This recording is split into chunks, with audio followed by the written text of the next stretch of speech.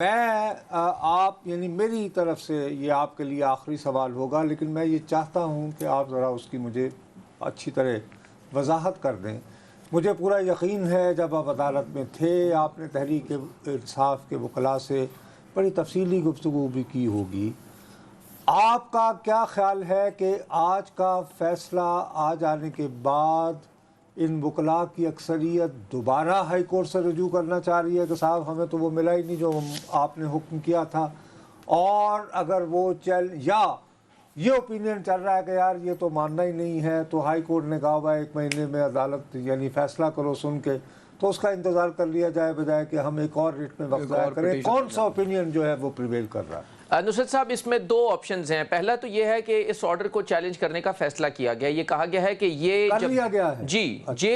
Jail میں جب یہ ٹرائل ہوگا، اور ایک اور بات جو اوپن کورٹ میں کہی گئی تھی کہ میڈیا کو ایکسیس ہوگی، آرڈر میں ایسی کوئی بات نہیں لکھی گئی۔ آرڈر میں لکھا گیا کہ پبلک کی طرف سے اگر کوئی شامل ہونا چاہے، اور وہ اختیار بھی جیل اتھارٹیز کو دے دیا گیا کہ وہ جس کو کلیئر کریں گے وہ آ کر ان پروسیڈنگز کو اٹینڈ کر سکتا ہے۔ میڈیا کو اسپیسیفکلی انہوں نے ہرگز منشن نہیں کیا۔ اس میں انہوں نے لکھا ہے members of public and all those who wish to attend the trial proceedings shall also be allowed to do so, but and پہ سبجیکٹ ٹو کر دیا جیل مینول۔ بابو لیکن جو بات عامر کہہ رہے ہیں وہ صحیح کہہ رہے ہیں کہ اسپیسیفکلی یہ تو کہا ہے کہ جو ملزمان ہیں ان کے خاندان کے یو کین کریکٹ می عامر صاحب، لیکن یہ یار سامنے پڑا ہے، اس میں یہ نہیں کہ صحافیوں کے لیے یا میڈیا کے لیے بھی وہ یہ کہا ہے کہ پبلک کے عام آدمی، اچھا فرض کرو 200 بندہ جو ہے درخواست دے دے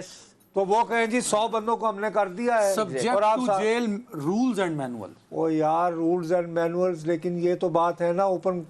تو اسی طرح ہوگا نا عدنان صاحب اپلائی کرتے ہیں، وہ کہیں گے جی ہم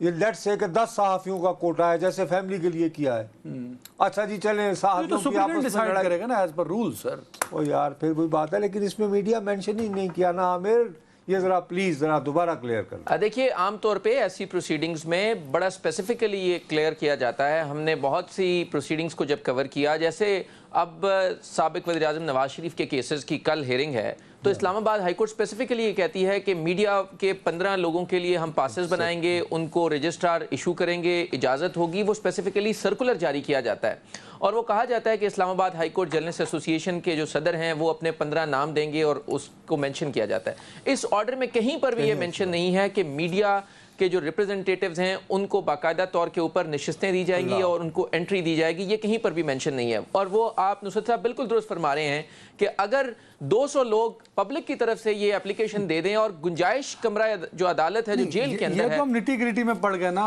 عامر بھائی، but this is an open trial. یہ تو وین یو سے اوپن ٹرائل، تو اوپن ٹرائل کا بنیادی دیکھو یار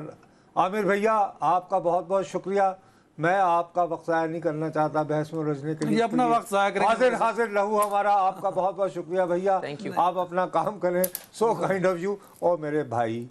یہ ہے کہ جب پبلک کا لفظ استعمال ہو جاتا ہے تو it's very general. Open court کا مطلب کیا ہوتا ہے؟ اوپن کورٹ کا مطلب یہ ہے کہ اس وقت جو ہمارے دیکھنے والے ہیں، اگر عامر جیل میں گئے ہوئے ہیں جمعے کے دن جب یہ پروسیڈنگ شروع ہوگی، تو ان میں سے وہاں کا منظر، ججز کے ریمارکس، یہ وہ ان کو وہ ریکارڈ کر سکیں، پلس اس وقت جب قائد تحریک یا